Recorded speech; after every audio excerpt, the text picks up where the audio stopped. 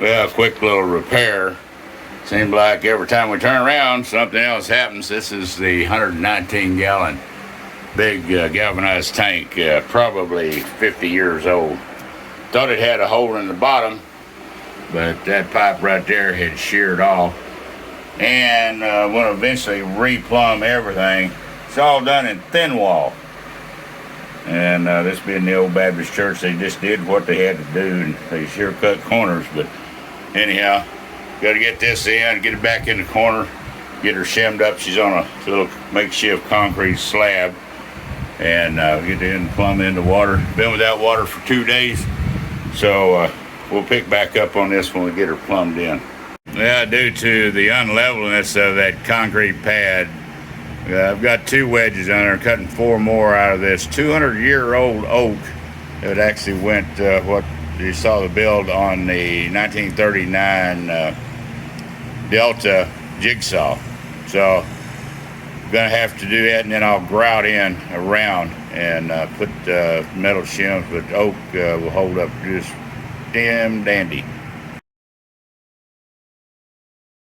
Well, we might as well add this to this short clip. Yep, they use all thin wall, and they come in underground all the way from here. Well, you can't see out there to the back where the bushes are grown up. There's the wellhead. They use all thin wall.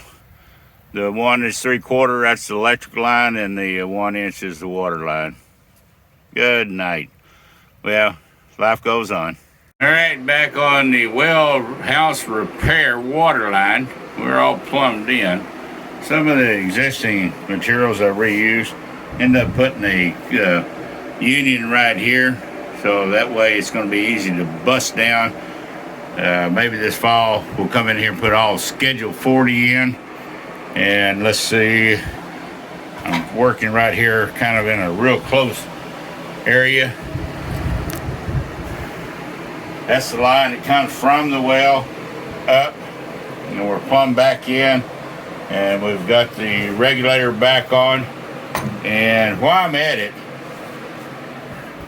that power line, which is absolutely not the code, I'm fixing to run all that in conduit, and it should be regular braided wire.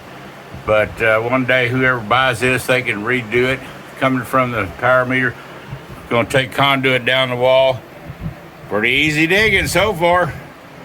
Uh-oh, hard pan. So we got the old trusty, I've had this thing 35 years old, Black & Decker chipping hammer. So want to end up cutting in here and putting this all underground and get it in conduit up there. We'll pick back up when we're actually have water. Well, at about 100 degrees out here, got a little breeze, 69% humidity instead of 75. I tell you what, that hard pan right there, whatever they mix that with back there in the 40s or 50s, that gravel, I tell you what, it ain't part of my yard, because that old rotor hammer on chipping is hotter than a firecracker.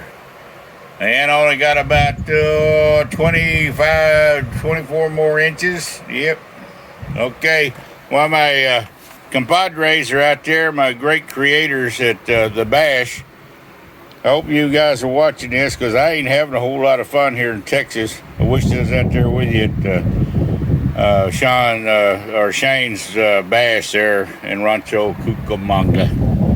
But we got to get what we got to get done. We got to get this thing full of water, and had to have the shower since Monday. And I tell you what, I am ready. Here it is on Thursday, and all plumbing's in, ready to go. And but anyhow, that hard pan is kicking old Bear's butt. We'll finish up here a little bit, get her conduit up the side. Yeah, I know I should have went and bought gray. But guess what? Whoever buys this house, they're going to redo it. They'll probably scrape this property and build a big old tall mansion on this 1 acre. All right. Anyhow, you guys out there, when you get back from Rancho Cucamonga at the Bash, fill for me, because Texas is hotter than a firecracker. Well, it's time to pick up tools. This odd job has came to an end for today. Got some more rain coming. Got the electrical all in conduit. I'm gonna come back in here and I'm gonna add some gravel. I've compacted this about 8-inch deep ditch here, and actually I come up about 6 inches short because I wore myself out trying to bust that slab to get it underneath over there, and I couldn't swing a hammer to get too close in there to bust that stuff with. All right, we have water. Everything's good. I'll come back in here eventually and grout underneath this tank where I've got the wooden shims, and get it where she doesn't move anymore. I do have an air gap of slight enough to get insulation between here and the wall. So, all right, Bears Rod Shop, odd job number 1. And Paul over at Haxby Shed, thanks for showing your odd jobs. And may all be well and be safe. Come back and visit, and please hit that like and subscribe.